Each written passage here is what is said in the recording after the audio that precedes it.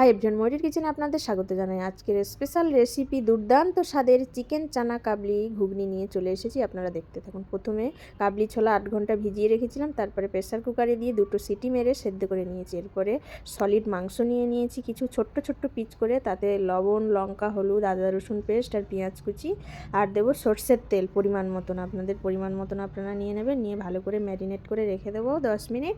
দেখুন ভালো করে হাত দিয়ে ম্যারিনেট করে নিচ্ছি। আপনারা হাত দিয়েই ম্যারিনেটটা করবেন, তাহলে দারুণ সুন্দর ম্যারিনেট হবে। এরপরে গ্যাস ওভেন অন করে দেখুন কড়াই বসিয়ে দেবো। কড়াইটা গরম হয়ে গেলে সর্ষের তেল দিয়ে দেবো, পরিমাণ মতন দেবেন। এরপর কেটে রাখা আলুটা ভেজে নেব। এখানে ছোট্ট ছোট্ট করে কেটে নিয়েছি। মিডিয়াম সাইজের আলু নিয়ে নিয়েছি 4টে। আপনাদের প্রয়োজন মতন আপনারা নিয়ে নেবেন। এরপরে লবণ দিলাম আর একটু হলদি দেবো, দিয়ে ভালো করে ভেজে নেব আলুটা মিডিয়াম আছে উনুনের। দেখুন এইভাবে ভালো করে মিশিয়ে নিচ্ছি খুন্তি দিয়ে, দিয়ে ভালো করে ভেজে নেব আলুটা। উনুনের মিডিয়াম আছেই আলুটা ভেজে নেবেন। দেখুন এইভাবে আলুটা ভেজে নিয়েছি, আলুটা ভাজা হয়ে গেছে। এবার তুলে নেব। আলু এখানে 50% সেদ্ধ হয়ে গেছে, তুলে নিচ্ছি। দেখুন আলুটা তুলে নেওয়া হয়ে গেছে। এবার ওই গরম তেলে গোটা জিরে, লবঙ্গ, এলাচ, দারচিনি, একটা শুকনো লঙ্কা দেবো আর একটা তেজপাতা দিয়ে একটু নেড়ে দেব। দিয়ে আগে থেকে কেটে রাখা পেঁয়াজ কুচি দিয়ে দেবো। পেঁয়াজের পরিমাণটা একটু বেশি দেবেন। এখানে মিডিয়াম সাইজের 3টে পেঁয়াজ নিয়ে নিয়েছিলাম। দেখুন পেঁয়াজটা দিয়ে দিলাম, দিয়ে একটু ভেজে নিচ্ছি। উনুনের আঁচটা মিডিয়ামেই রাখবেন। দেখুন পেঁয়াজটা একটু ভেজে নিয়েছি। এরপর আদা রসুনের পেস্ট দিয়ে দেবেন। আমি এখানে দিতে ভুলে গেছিলাম, তারপর দিয়েছিলাম। তারপর কেটে রাখা টমেটো দিয়ে দিলাম। টমেটোটা ভেজে নিচ্ছি।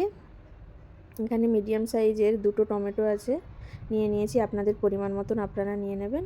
টমেটোটা ভাজা হয়ে গেছে। এবার ম্যারিনেট করা মাংসটা দিয়ে দিলাম, সলিড পিস। দেখুন এবার ভালো করে কষিয়ে নেব। ঢাকনা চাপা দিয়ে কষাবেন মাংসটা, তাহলে দারুণ কষানো হবে এবং খেতেও খুব সুন্দর লাগবে। দেখুন এইভাবে কষিয়ে নিচ্ছি খুন্তি দিয়ে। একদম মিডিয়ামে আঁচটা একদম মিডিয়ামেই রেখে দেবেন।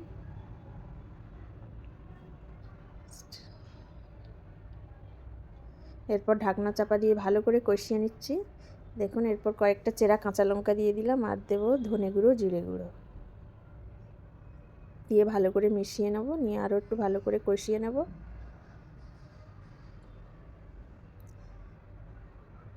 দেখুন সুন্দর করে কষানো হয়ে গেছে মাংসটা।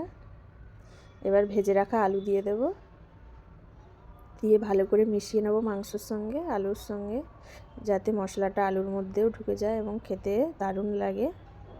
দেখুন এইভাবে আরও 2 মিনিট একটু কষিয়ে নিচ্ছি। কষিয়ে নেওয়া হয়ে গেছে। এবার সেদ্ধ করে রাখা কাবলি ছোলা দিয়ে দেবো।